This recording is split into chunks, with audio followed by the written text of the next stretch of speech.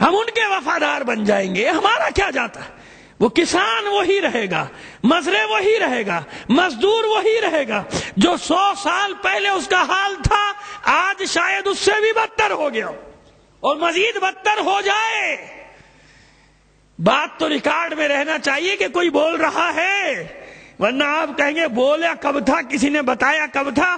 اس لیے کہ شاید کہیں دلوں میں دستک، کہیں آواز پڑ جائے کہ نہیں، یہ اللہ کی مخلوق جو زمین پر پھر رہی ہے، اللہ نے اگر مجھے حیثیت دی ہے، مجھے جاگیر دی ہے، مجھے سرمایہ دیا ہے، تو ان کا سرپرست بھی بنایا ہے۔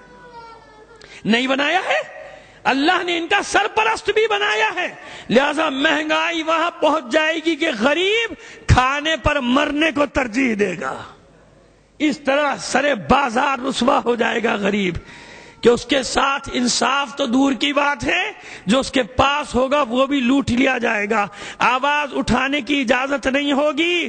اور اگر کبھی 2-4 کیس آپ کے سامنے آ جاتے ہیں نا عزیزوں، تو غریبوں کی ہمدردی میں نہیں آتے، بلکہ ہر ایک کو ایک مائی درکار ہے۔ NGOs کو ایک ایسی خاتون کی تلاش رہتی ہے کہ جسے جو ملے اور اسے پورا دنیا، پورا یورپ، امریکہ گھمایا جائے اور اس کے نام پہ ڈالر اور پاؤنڈ اکٹھے کیے جائیں۔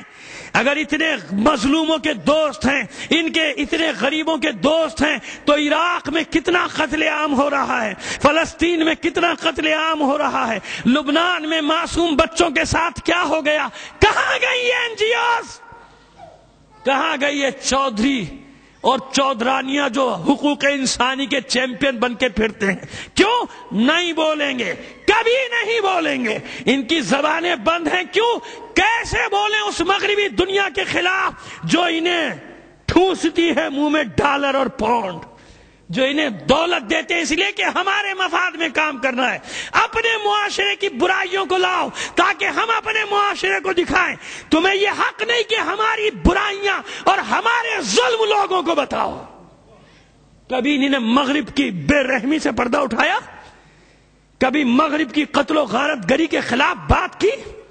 کبھی ان کے ہاتھوں ہونے والے مظالم کو یہ آپ کے سامنے لائے؟ نہیں لا سکتے، کیونکہ انہی کے پروردہ ہیں، انہی نے انہیں پروان چڑھایا ہے۔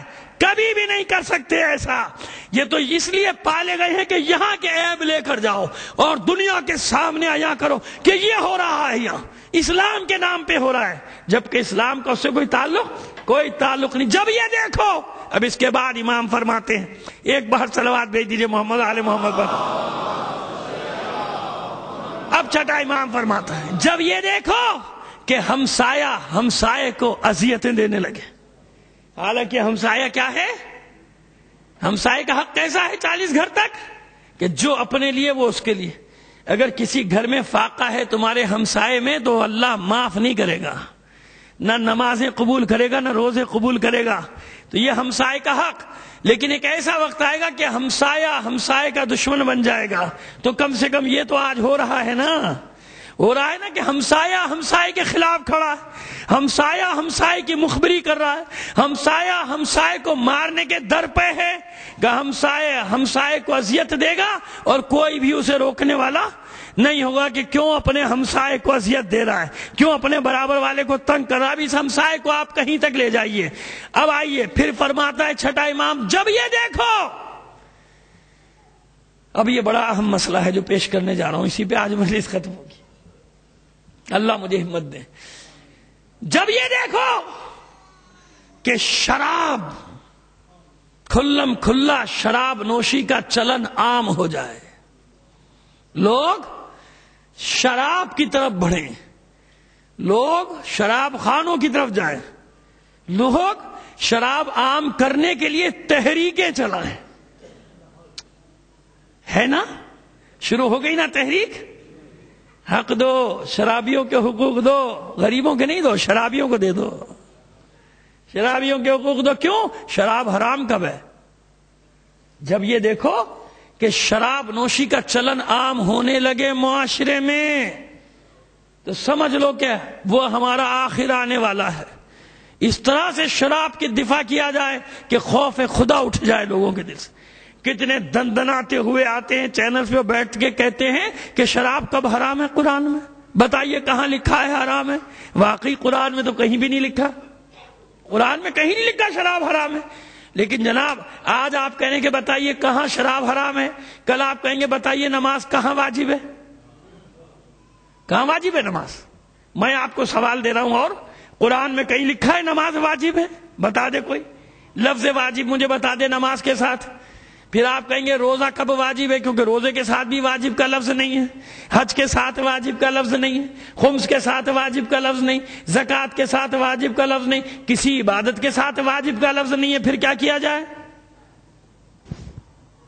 کیا کیا جائے؟ تو کوئی عبادت واجب نہیں اور کوئی حرام حلال نہیں، کوئی حلال حرام نہیں ہے ہی نہیں، تو پھر کیا کیا جائے؟ کہ قرآن میں تو نہیں ہے. لیکن چلیے ہم ادھر سے نہیں آتے، ہم ادھر سے آتے ہیں. یہ جو تحریک چلی ہے یہ خود ایک بہت بڑی علامت، یہ علامت ہے کہ شراب کے لیے تحریک ہے، کہ شراب کو کھولا جائے، عام کیا جائے. کیوں؟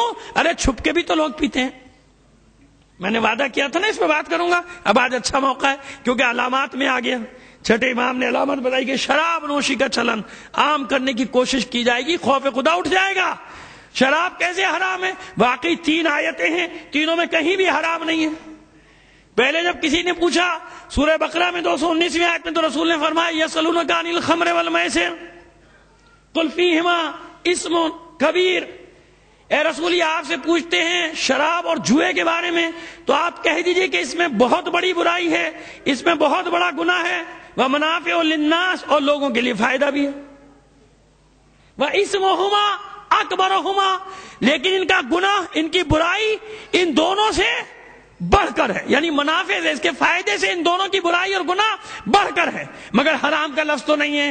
یہی تو ہے نا کہ منافع کم ہے برائیاں زیادہ ہیں. منافع کیا ہیں؟ وہ جو لوگ کہتے تھے ذرا اعصاب کو سکون مل جاتا ہے، ذرا تھکاوٹ دور ہو جاتی ہے، نیند اچھی آ جاتی. کیوں؟ اس زمانے میں شراب پی ایسے جاتی تھی جیسے پانی. عادی تھے لوگ، لہذا ایک دم سے حکم نہیں آیا. اللہ کے شریعت میں تو حرام ہے نا. کیا بتائیے کہ سارے احکامات پہلی دن رسول نے پہنچا دیے تھے یا رفتہ رفتہ پہنچائے تھے؟ اور ایک حکم پہنچانے میں تو اتنی دیر لگی تھی رسول کو کہ 23 سال کی خدمات ایک طرف تھی، 23 سال کی تبلیغ ایک طرف تھی، اور ایک حکم ولایت پہنچانا ایک طرف تھا. کیا پہلے اللہ کا ولی نہیں ہے علی؟